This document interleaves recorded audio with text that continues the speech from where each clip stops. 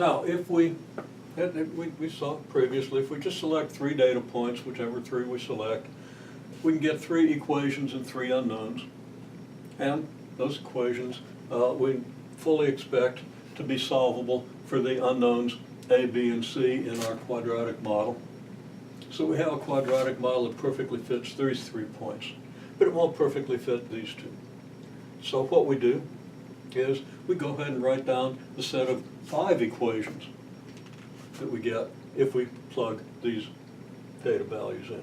And here are the 5 equations. That should be 4684.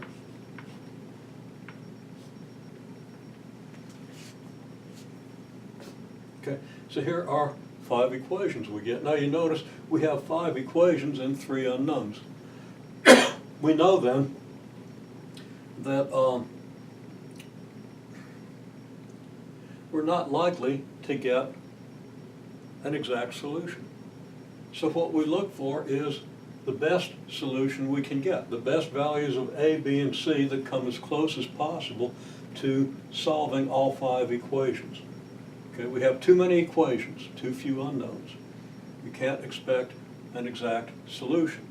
If we put this into the form of a matrix equation, we're going to have a matrix equation of the form AX equals B, where X is the vector A, B, C, A is this matrix, and B is the matrix of the Y values that we have here on the right-hand side of the equal sign. So the matrix equation would be this matrix times the ABC vector equals this. And I don't have room to write that out, but we've seen that sort of equation many times. So we understand that in the first place this matrix isn't even square, so we can't talk about inverting it. But we also understand that if we write this matrix equation as an augmented matrix, in other words, we augment this with these values of B, we can't expect to get a solution without free variables.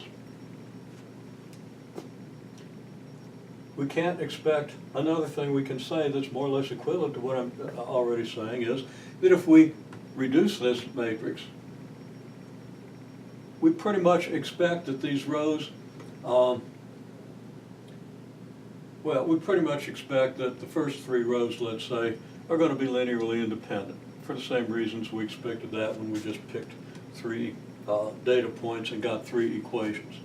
Okay, so we pretty much expect that we're going to get the identity matrix from here up if we row reduce, but that we're going to get rows of zeros down here. Again, implying that we're going to have free variables, and you want to think through all the details of that if you haven't thought about it in a while. Okay, so all those things are so. Let's see where this leads us when we get to the picture of a linear transformation defined by A. So our linear transformation is going to be T of V, where V is any vector in the domain of, V is a vector that we can multiply by A. So the transform vector is going to be A times the vector. To multiply a vector by A, it's got to have just 3 components because the rows of A are only 3 units long. So T is going to take vector space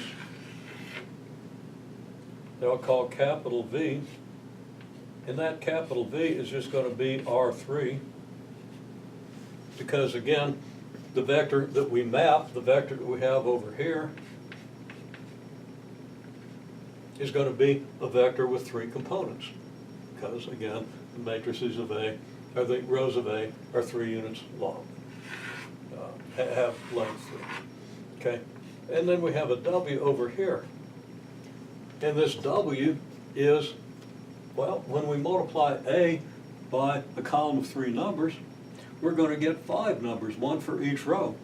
So this means that this W here is going to be R5. So we're mapping R3 into R5.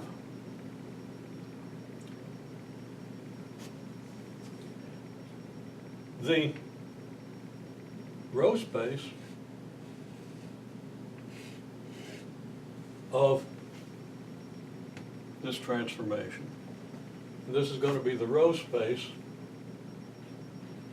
and in sort of a pun I use row.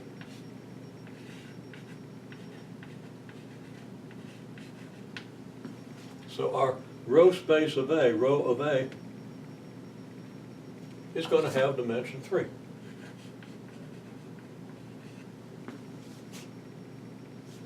The null space of A will have dimension 0. Only the 0 vector will map onto 0.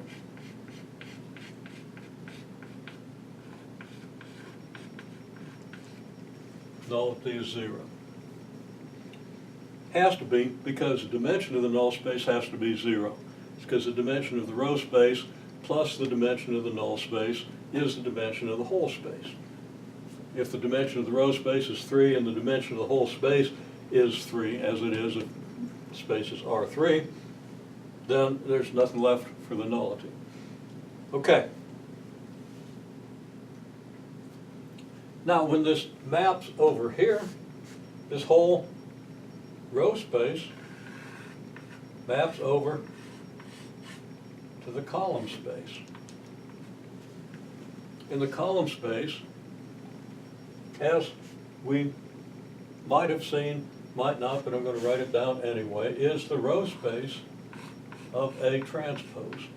Now, if you haven't seen this, you won't understand it. If you have, make sure you do. The dimension of that column space is 3. But the dimension of W is 5, meaning that you have a null space over here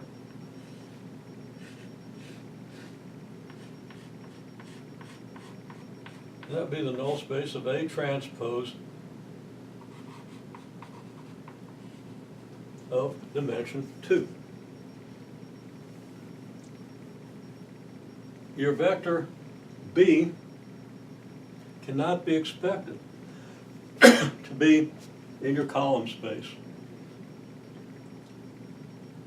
This is a vector with 5 numbers in it. We can't expect those 5 numbers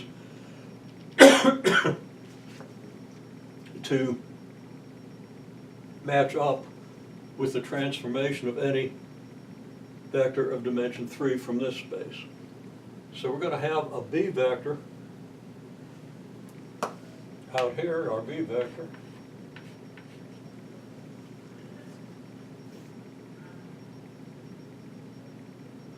And what we're going to want to find is the X vector, the ABC vector, which from here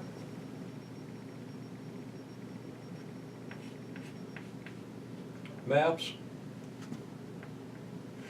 over to here, where we get AX.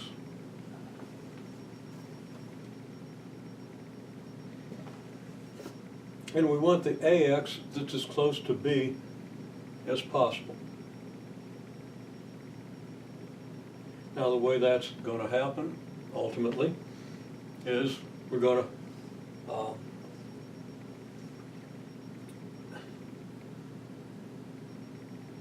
do a projection parallel to the null space.